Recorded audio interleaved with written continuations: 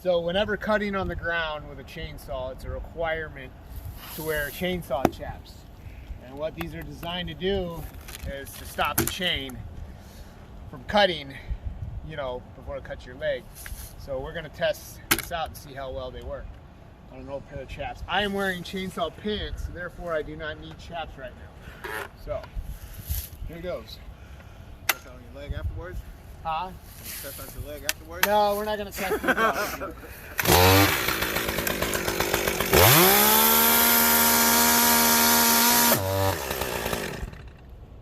All right, see there? Stop the chain immediately. No cut on the log. It didn't even cut through the chaps. How about that? That's legit. Yeah, I'm definitely wearing one.